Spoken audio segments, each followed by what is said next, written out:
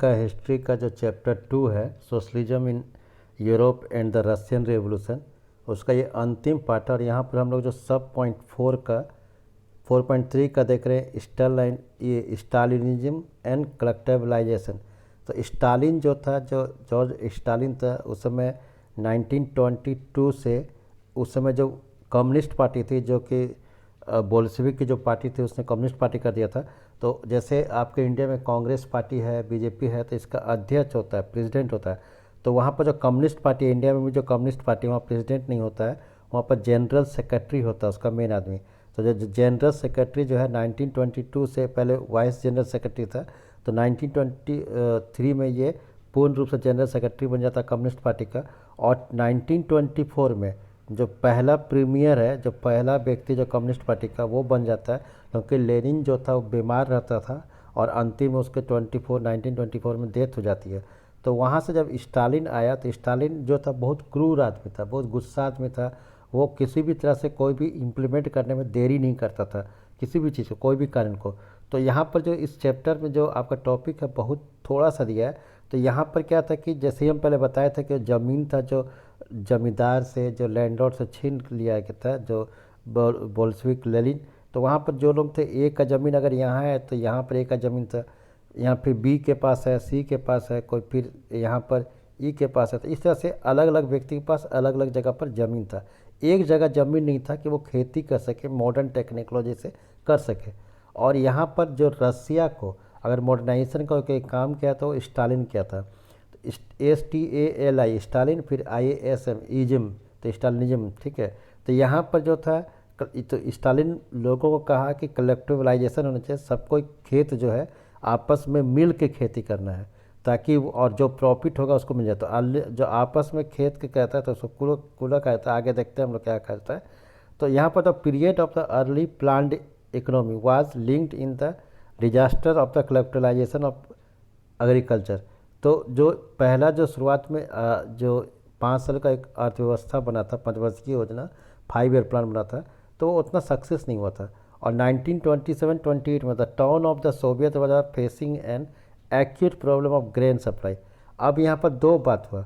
Stalin जब आया तो स्टालिन को पहला लगा कि जो ग्रेन का कमी इसलिए पड़ जा रहा है कि जिसके पास, जिसका जो ज़मीन था, जो बड़े लोग था, वो लोग ग्रेन को स्टोर कर ले रहा है ताकि प्राइस बढ़े। तो उसने अपने लोगों को ऑर्डर दिया कि वैसे लोगों को आइडेंटिफाई करो और जाके उसको पकड़ो। तो यहाँ पर क्या था कि the government fixed price at which grain must be sold, but peasant refuse to sell their grain on the government buyer of this prices. जैसे इंडिया में भी क्या मैक्सिमम सपोर्ट प्राइस होता है कि इस टाइम अगर सपोज 1700 पर 100 kg तय हुआ किसी चीज़ का, सपोज राइस का, तो ये मैक्सिमम सपोर्ट प्राइस है। तो वही इसी तरह से वहाँ पर जो स्टालिन था पहली बार ये लाया था मैक्सिमम सपोर्ट प्राइस, और वही फिक्स प्राइस कर दिया था कि इस दाम से कोई ज़्यादा या कम सेल नहीं कर पाएगा। तो अब किसानों को लगा ये तो बहुत कम रेट है, क्योंकि इसको इसलिए किया कि कोई मतलब कि जमाखोरी नहीं कर सके, होल्डिंग नहीं कर सके। तो उन्होंने जो अपना जो अनाज है वो बेचने से मना कर दिया। अब बेचने से मना किया तो क्योंकि स्टालिन को लगा कि वो किसान नहीं बना कर रहा है, जो बड़ा बड़ा लोग है वो। तो स्टालिन कौन था, उसका परिचय दिया है, who headed the party after the death of the Lenin, कि लेनिन का मरने के बाद बना, जैसा मैंने ऑलरेडी बता दिया, इंट्रोड्यूस फर्म इमरजेंसी मेजर, कि जो खेती का था उसको बड़े बड़े सुधार किया। He believe that rich peasant and trader in the countryside were holding stock, और उसको विश्वास था कि जो बड़े बड़े किसान हैं या फिर व्यवसायी हैं जो देहातों में, गाँव में, वो अनाज को होल्ड कर रहे हैं, उन्हें रोक रहे हैं, इस आशा में कि भविष्य में कीमत बढ़ेगा। तो speculation had be stopped and supply confiscated. तो इसने जो लगा कि जो होल्डिंग कर रहा है, जो जमाखोरी कर रहा है, उसको बंद किया जाए और सप्लाई को बढ़ाया जाए। 1928 पार्टी मेंबर्स, जो कम्युनिस्ट पार्टी का मेंबर था, टूर, उसने दौरा किया ग्रेन प्रोड्यूसिंग एरिया, और ग्रेन प्रोड्यूसिंग एरिया और सुपरवाइजिंग इनफोर्स ग्रेन कलेक्शन, और उसको परीक्षा किया, ये जांच किया, और जिसका अनाज रखा हुआ था नहीं बेच रहा था उसको सीज कर लिया। एंड रेडिंग कुल्लक जो था उसमें बड़े बड़े किसान थे, जो उसको क्या कर दिया कि the name for the well duke the kitchen, उसको भी, उसके यहाँ भी दौरा किया, उसके यहाँ भी छापा मारा। As shortage continue the decision was taken to collectivise farms, फिर भी शॉर्टेज नहीं रुका होता, छानबीन करने जमाखोरी को रोकने के लिए फिर जो मैंने कि कब्जा किया उसको भी बस उसने स्टार्ट किया कलेक्टरेशन। ये क्या था, it was urged that grain shortage were partly due to the small size of holding, कि थोड़ा थोड़ा ज़मीन है उसके चलते शॉर्टेज हो रहा है। तो आफ्टर 1917 की फर्स्ट बार जो चल रहा था, land has given to over the peasant, कि जो रिवोल्यूशन के बाद क्या था कि किसान को दे दिया था, लेकिन these small size peasant farm could not be modernize, इसको आधुनिकरण नहीं हो सकता था। तो डेवलप मॉडर्न फार्म्स, जैसे सबसे पहले मॉडर्नाइजेशन रसिया में ही है, और धीरे धीरे बन के स्टालिन के इस समय में जो गरीब देश था रसिया, वो दुनिया का सबसे पावरफुल देश बन गया। तो इसके पीछे यही कारण था। तो उसने क्या किया कि इंट्रोड्यूस लाइन विथ मशीनरी, तो do develop modern farms, run them along the industrial lines with machinery, कि जैसे इंडस्ट्रियल जो मशीन प्रोड्यूस करता है, जैसे ट्रैक्टर हो गया, हार्वेस्टर हो गया, तो it was necessary to eliminate kulaks, kulak मतलब कि जो ख़त्म करना होगा जिसका ज़्यादा ज़मीन है, take away and land from peasant and मतलब, और पीजेंट के पास भी ज़मीन है, खेत है, उसको भी ले लेना है, stabilize share control large farms, कि बड़ा बड़ा शेयर होगा। तो फार्म्स को उसमें वहाँ पर जो था कोलकोज कहा जाता था, कोलकोज, KOLKOH, कोलकोज कहा जाता था। तो what followed was Stalin collectivisation programme, क्या था, तो फ्रॉम 1929 मैंने जो कलेक्टराइजेशन प्रोग्राम क्या था, the party force all peasant to cultivate the collective farms, kolkhoz के एक साथ खेती करना है, और the bulk of land and implements were transferred by the to the ownership and collective farms की। मैंने अब क्या हो गया कि वो सरकार का ज़मीन है, क्या सबको खेती करना था एक साथ।